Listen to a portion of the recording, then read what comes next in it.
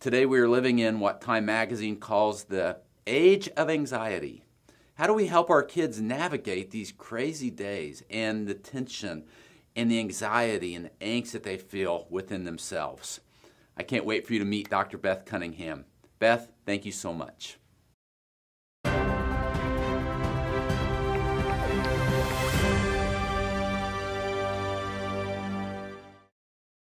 It is so good to be able to be here with you all today to talk about how to help kids cope with the craziness of this pandemic. In situations such as the one that we're in right now, where there's chaos and uncertainty and difficult experiences and difficult decisions to make, we can feel a wide range of emotions that are really normal. Kids and even adults are experiencing worries and fear, sadness even, or grief about the loss of activities or events, but also potentially even people because of what's going on. We can feel disappointed that maybe we've lost some of these experiences. We might be frustrated or angry that all this is going on and it's still going on and doesn't seem to be anything that we can do about it. And so the reason that all of this is such an important thing for us to talk about is that kids often have trouble identifying the emotions that they're feeling, communicating about them effectively to other people, and then dealing with them in appropriate ways. And so what can happen is we can start to see certain behaviors or things happen for kids that comes out of that place of the big emotions that they're feeling as a result of the coronavirus pandemic, but that don't necessarily directly connect and make it hard to kind of figure out and understand what's going on for them. So we might see a child be more irritable, have tantrums more often. Maybe your kid is withdrawing from you or from their friends. Maybe they're having sleep problems, or they're really clinging to you or certain people. Maybe they're really complaining about a lot of different physical things. My stomach hurts, my head hurts, I have trouble breathing. Lots of different ways that kids can kind of let their emotions out, but those aren't always the great ways to let emotions out. And so I want to talk with you today about two things that you can do to really help your kid deal with all of the emotions that they're feeling in the midst of this crazy time. One of those, the first one, is to create a space to connect to your child. So in the midst of all those really big emotions, we can start to hide some of those and try to kind of tuck them away. And sometimes it's hard to really be open about what it is that we're feeling. And so creating a time and a place and a space for your child to reflect on what's going on, to process this whole thing, and for you to really listen well to what they share. And so that's really where I'm going to kind of focus here is how can you listen well to your child? How can you connect to them? Because let's be real, Satan wants to disconnect us from our kids. And so how can you be really intentional about connecting to your child in order to help them through all of this? So I have 5 kind of steps to how you can listen well to your child. And so step number 1 is to ask open-ended, engaging questions. I don't know about you, but when I ask the question at my house, how was your day today? Usually I get the answer, fine, it was good. And so being intentional about asking questions that are really going to be able to get us connected to our child, whether that be something like, what made you smile today? Or something that like, what was difficult about today? What was a highlight of today? Things like that, in order to really lead into connection. And then you get to reflect. Number 2, you get to reflect what you hear. So you can say something like, it sounds like you're saying blah, blah, blah. And you just kind of basically rephrase what they've said to you. Even sometimes it can be helpful to reflect the emotions that you hear as they're sharing that. If they're sharing about something that was difficult or hard, maybe you could say, I hear some anger, I hear some sadness in your voice as you talk about that. The third step is to notice facial expressions. Notice what's going on their face. And that's really hard with masks, but hopefully you can have these conversations with your kids without the mask on. And so you can say something like, it looks like you were feeling something while you were talking about that, or it seems like you're upset. You don't even have to specifically pinpoint and name the exact emotion that they were feeling. But if you can just recognize, hey, you're feeling an emotion in this moment, that can really go a long way. Recently, we were having a conversation with my teenage stepson, and he was really worried about all this back to school stuff, particularly about my husband, his dad, who is going back to school as a teacher. And so we were talking about this, and I could see on his face there were tears welling up in his eyes as we were talking about this. And so I got to say, hey, bud, it looks like you're really upset about this. And that really led us into deeper and deeper conversation and more connection. And then we need to normalize. Number 4, we need to normalize some feelings. It's normal to have all these feelings in the midst of the pandemic. A lot of people are feeling this way. And so we want our kids to know these things that you're feeling, you're not the only one. We are feeling that as well. And it's normal to feel that way. And that's just really okay to be feeling these different feelings. And then number 5, we want to respond without judgment. We want to let them know that it's okay for them to feel whatever feeling they have.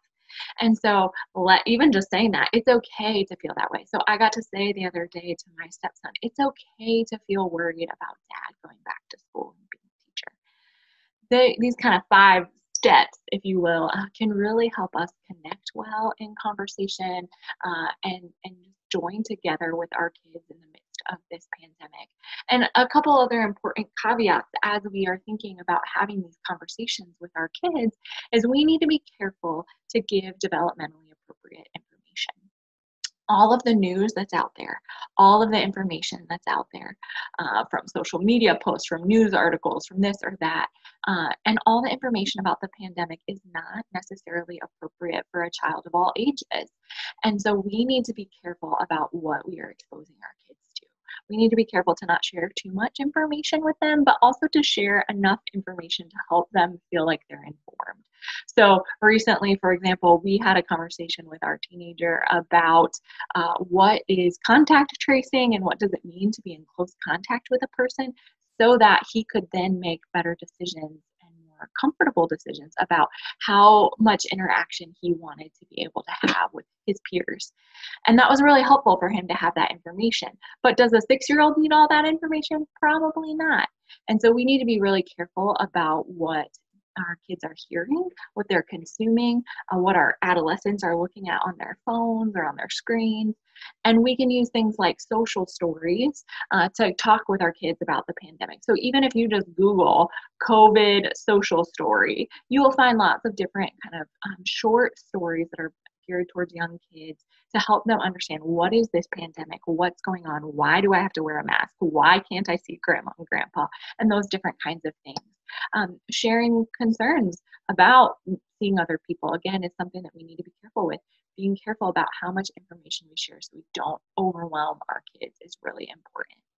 And then another part of conversations with our kids that is important for us to think about is our openness and our kindness. So there are a lot of different views about this pandemic, and I'm not here to say which one is right or wrong or anything like that.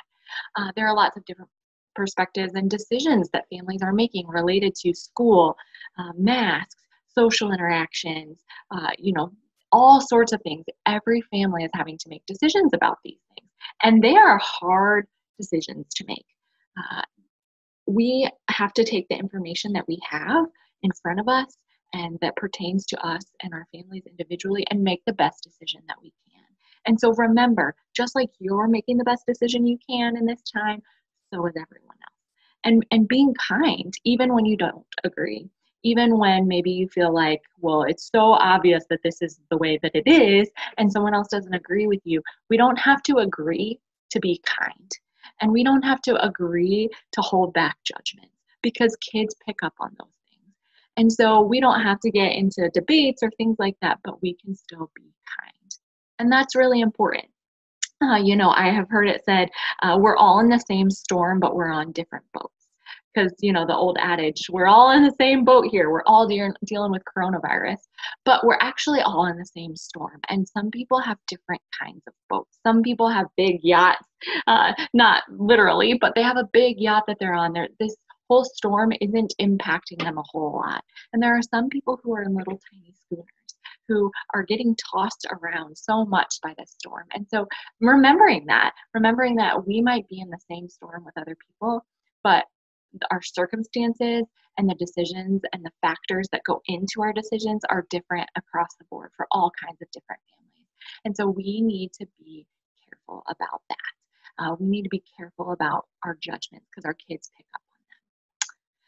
And then the second really big piece, after we connect with our kids through these conversations and through listening well and being careful about the things that we share with them, the next important thing is to use strategies to get through these hard times.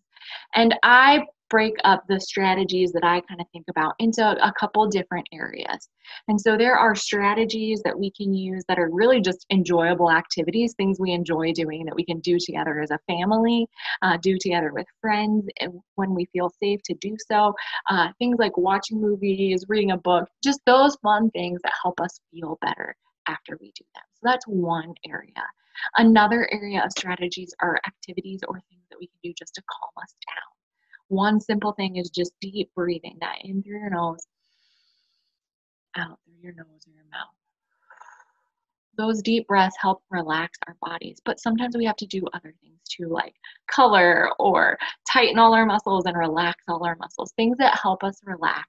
And so I've given you some specific ideas in the handouts about what that could be.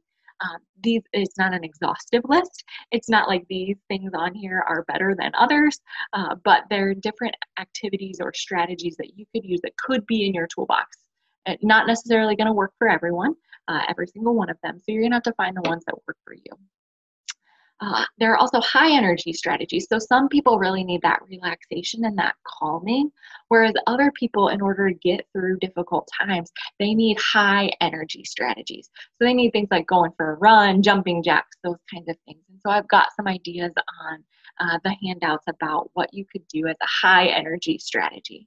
And then some people, what works for them is thinking strategies. So taking time to kind of think through what's going on, using your brain and kind of noticing what's going on with your senses to keep you grounded in the right now and the here and now, rather than thinking about and stressing about all the things that are going on with coronavirus. Talking to people, that sort of thing. And there are even spiritual practices that we can use, things from our faith that are deeply ingrained in who we are that kind of can fit in these different categories. So maybe a relaxation strategy or a thinking strategy might be praying or practicing gratitude, thinking about all the things we're grateful for, spending time meditating on scripture and applying that to our situation. Even dancing to worship music. I love that. We do that sometimes in our house, just dancing around to get energy out and to feel good, because I feel better after I've listened to some music, especially if it's worship music, and after I've moved. And even things like engaging in fellowship with other believers when we can and how we can in the midst of all of this. So again, these aren't the only strategies that you can use, but it's important to have some ideas about things that you can do kind of in your back pocket for when things start to feel a little bit bigger, a little more overwhelming. Even in the day-to-day, if we could implement some of these in our family lives on a consistent basis to help us get through the hard days related to coronavirus, because there are a lot of them. So all in all, just a recap, what's really important in the midst of all of this is to connect to your child, listen well to them. So rather than just the check-in, how's it going, a real deep conversation, giving them time and space to talk through that and supporting them as they share with you. And then having some strategies in your back pocket to really use in the difficult moments. So I hope that's helpful as you're thinking about how you can best support your child in the midst of all of this. And I really appreciate being able to be part of this. I wish you well with your kids. Hey guys, I hope you enjoyed that video. I know I certainly did. And you know what? Our kids are very stressed right now. They're going through all of this pandemic just like we are. And they may be even more stressed than us because they can't identify, just like the doctor explained, they can't identify what's going on, and they're not able to communicate that. And so we can help them with that. And, you know, I loved her different tips that she gave, and I just wanted to go over them with you. You know, they might seem overwhelming, like, oh no, I can't do all of these things. Well, you know what? You don't have to. I suggest that just start one thing. Just start doing one thing every day, and just add that in to your normal routine. And you know what? It will help. So before I get to that, I just wanted to share one thing that I always did with my kiddos that was a great way to ask those open-ended questions. Because sometimes when someone says, make sure you ask them open-ended questions. You can't just say, hey, how was your day? Because they're going to say fine. So the way that I did it to dig into their day is to say, every night at dinner we would say, tell me the best thing that happened today and the worst thing that happened. So they had to give me their good and their bad for the day. And so we did that every night, and we all shared. And then it was a great opportunity for us to take those things that they were struggling with and the things that they were praising and happy about, and to use that at prayer time. So at night, whenever we snuggled together, and we would read some bedtime stories, and we would pray together. And that's when I would make sure that I included those things that we had already talked about. So I would say, hey, I am just praise you, Lord, that my daughter, you know, had a great day today, that she really enjoyed whatever it was that she had said. And then I made sure that I included what it was that she was struggling with that day, what it was that she had issues with that made her day, that made the one thing the worst thing that happened that day. And so it's a great way to teach them that God is in control, because He is. And it's really helpful. And it's helpful to do that at a young age, that they know that when bad stuff happens, you know what, we can pray about it because God is in control. So I wanted to go over those strategies that she briefly shared with us, so I make sure that you got all of those. So the relaxation strategies that she shared was, you can do some deep breathing, in through the nose, out through the mouth. I like to do that when my kids were little. We would do it, and I would count. It'd say, you know, count, breathe in for 3 and out for 3. We would do that for a little bit just to bring their focus on something other than what they were going through. Coloring is always fun, rubbing something that's smooth, balancing a feather on their finger, tightening and releasing their muscles, and of course prayer. Those are great relaxation strategies. Well, high energy strategies could be things like jumping jacks, going for a run, pushing against a wall, popping bubble wrap. That's so much fun. And one of my favorites, of course, is dancing to some worship music. I love, if I'm stressed out, just to pop in some good worship music and just to dance it out. My daughter and I still do that. We're like, turn it on, and we turn on some Mandisa. That's some of my favorite good worship music, and we dance it out. Some enjoyable activities that help them relax would be maybe watching a movie together, reading a book, playing a game, participating in a hobby. Maybe they're making, I have some little friends who are working on those rubber band bracelet thingies. They're like big into that right now. And so those are good things that you can work on together. And then also engaging in some Christian fellowship with other Christian believers. That's always a great strategy to help change that that crazy that they're going through right then. And then there's some thinking strategies that she gave us. That's grounding by noticing your senses, identifying what you can and can't control, journaling or drawing what you're feeling, and talking to someone, applying scripture to a certain situation. That is a wonderful way. And it's a wonderful way to help them, like I said before, to help them to know that God is in control.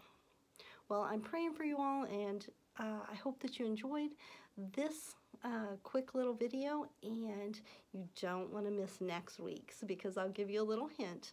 You might know who the speaker is. Her name is Miss Patty Cakes. So if you are a fan of watching Christian videos, then with your kids, then you probably know who she is. So I hope to see you all soon. Bye.